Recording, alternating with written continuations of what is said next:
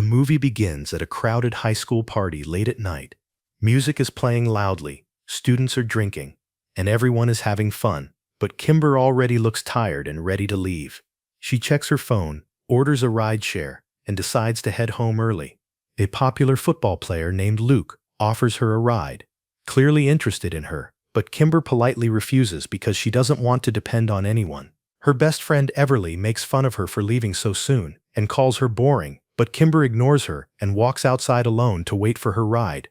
A car soon pulls up and the driver calls her name, making everything seem normal. Without thinking much about it, Kimber gets inside. However, after driving for a short while, she realizes something is wrong. The driver starts acting strangely and takes a different route. When she tries to unlock the door, she finds it locked. The man becomes aggressive, and it becomes clear that he is trying to kidnap her. Terrified, Kimber struggles with him and looks for a way to escape. When the car slows down, she gathers all her courage and jumps out onto the road. She gets badly hurt, but manages to scream for help. People nearby hear her and come running, forcing the attacker to escape. 4 weeks later, Kimber is recovering from her injuries and is now wearing a cast on her arm. Physically, she is getting better, but emotionally, she is still affected by what happened. She tries to return to her normal routine by going to school and helping her father at his office after class. Her parents are divorced, and this has added to her stress and frustration. At school, Kimber gets caught cheating on a test, which deeply worries her mother. She believes her daughter is acting out because of the trauma and the family problems. Kimber, however, blames her bad behavior on her parents' divorce and feels like no one understands her. Her father, Paul, is also concerned, and both parents constantly worry about her safety after the kidnapping attempt. Around this time, a student named Austin decides he wants to take Kimber to prom. Instead of simply asking her, he organizes an over-the-top prom proposal with flowers and attention from other students.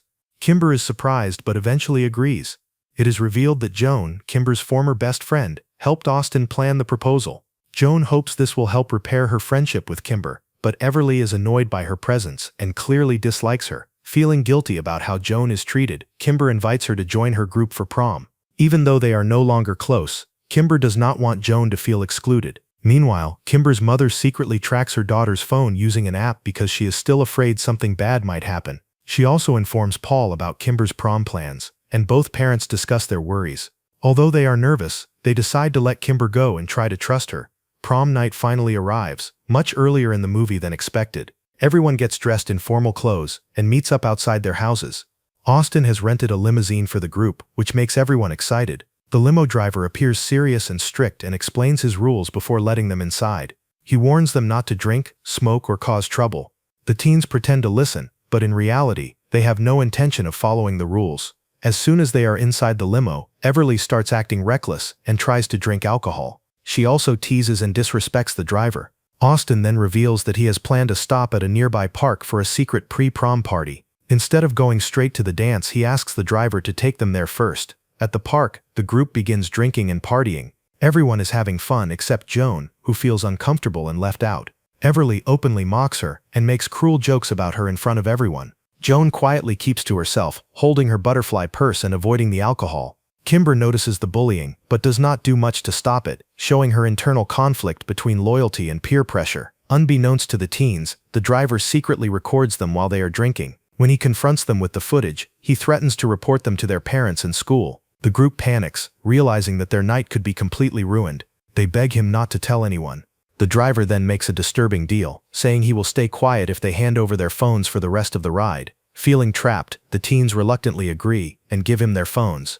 They believe this is only temporary and that they will get their devices back later. However, as the limo leaves the park, the driver steps out, places all the phones under the tire, and deliberately runs them over. The devices are completely destroyed, cutting the group off from the outside world without them realizing how dangerous this situation truly is.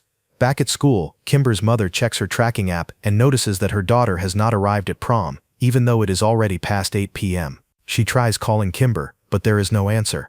As the limo continues driving, Kimber slowly realizes that something is wrong. They have been on the road for far too long, and none of the landmarks look familiar. When she questions the driver about where they are going, he ignores her. She becomes more anxious and starts shouting at him to stop the vehicle. The other teens also begin to panic and try opening the doors, only to discover that they are completely locked and cannot be opened from the inside. They bang on the windows and scream for help, but the driver remains calm and unbothered.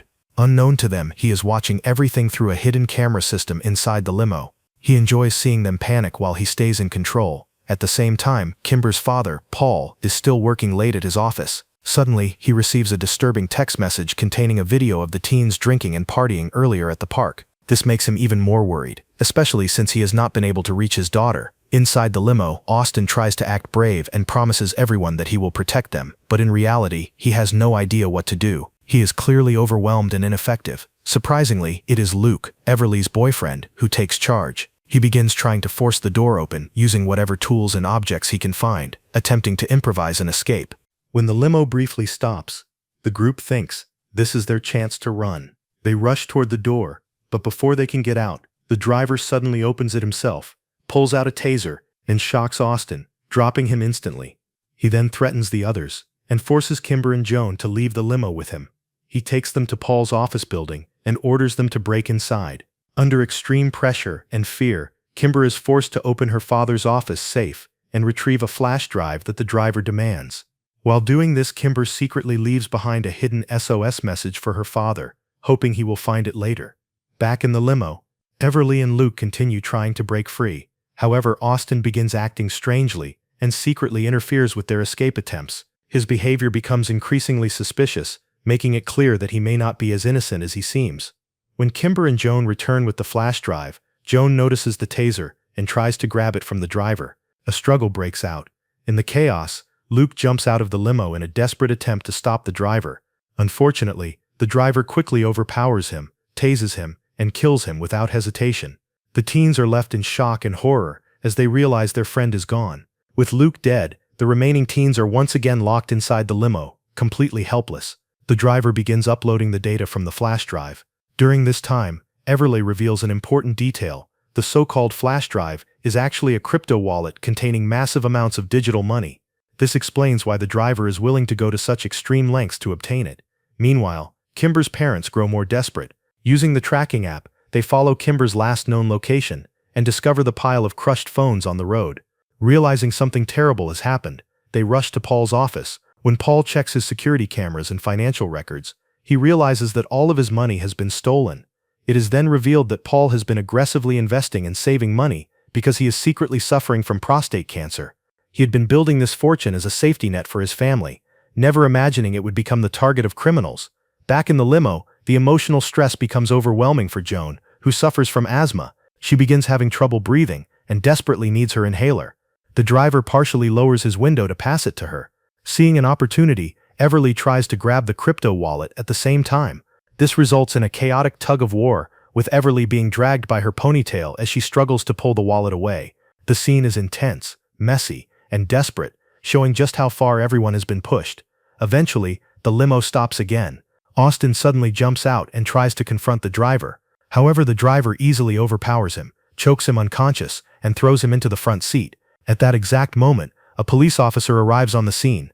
The girls inside the limo desperately try to signal for help, but the driver reacts quickly and manages to kill the officer before he can intervene. Now completely alone and out of options, the driver takes the limo to an isolated garage. Inside, he straps Kimber into a chair, preparing for his final plan. While this is happening, Austin suddenly reappears and reveals the shocking truth. He is the driver's brother, and they have been working together the entire time. Austin and the driver then reveal their true motive. They are the sons of a woman named Grace Adams, who once had an affair with Paul. After Paul abandoned her, Grace became sick and eventually died because she could not afford proper medical treatment.